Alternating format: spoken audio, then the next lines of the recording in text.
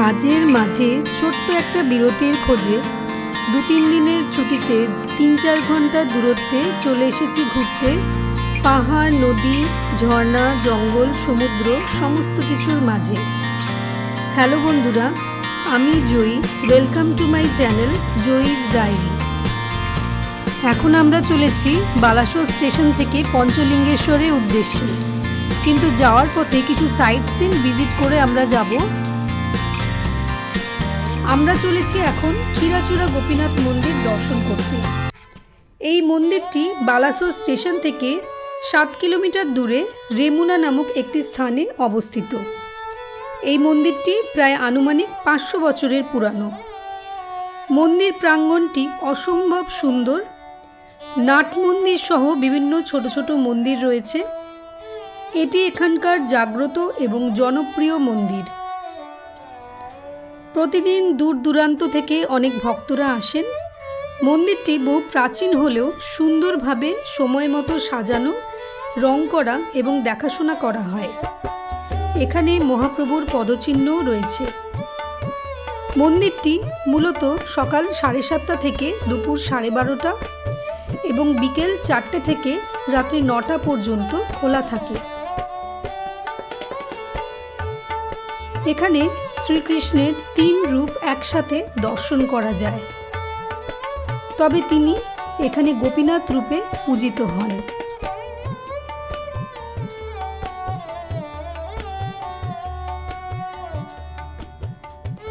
মন্দিরের মধ্যে ভগবান কৃষ্ণের বিভিন্ন লীলাগুলি দেখানো হয়েছে পর্যায়ক্রমে। কথিত আছে মাধবেন্দ্র পুরী নামক এক ভক্তের জন্য ভগবান স্বয়ং ক্ষীর চুরি করেন এবং নিত্য পূজারীকে স্বপ্নে দেখা দেন আর বলেন তিনি যেন ক্ষীরাচূড়া গোপীনাথ নামে পূজিত হন।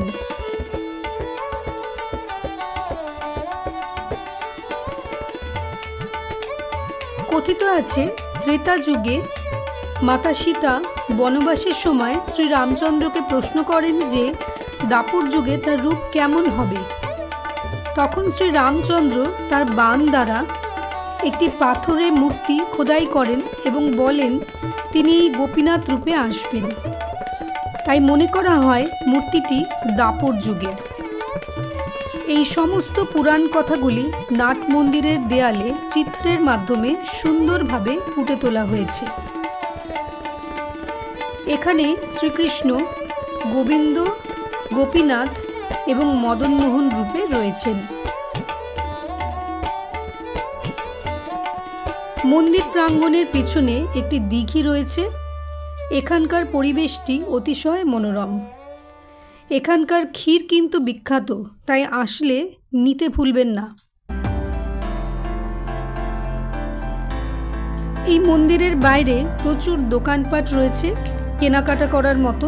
খাবারের দোকানও রয়েছে, নিত্য প্রয়োজনীয় বিভিন্ন সামগ্রীও রয়েছে। বন্ধুরা, আমরা একটি 3 দিনের ট্যুর প্ল্যানে এসেছি। মূলত পঞ্চলিঙ্গেশ্বর আর দুবলাগড়ি এই দুটি জায়গায় আমরা থাকব, আর বাকি জায়গাগুলো সাইট সিন হিসেবে ঘুরে দেখব। তাই তোমরা যদি হাওড়া বা শিয়ালদা থেকে আসতে চাও, পুরী বন্দে ভারত এক্সপ্রেস, ফলকনামা, ধৌলি, ভুবনেশ্বর জনশতাব্দী ইত্যাদি আরও বহু ট্রেন রয়েছে। তবে চেষ্টা করো সকাল সকাল চলে আসার, তাহলে সেই দিনটা তোমরা সারাদিন ঘুরে দেখতে পারবে। সঙ্গে থাকো, দেখতে থাকো পরের পর্বগুলি। ভালো লাগলে লাইক, শেয়ার, সাবস্ক্রাইব করো আর বন্ধুদের সাথে শেয়ার করো।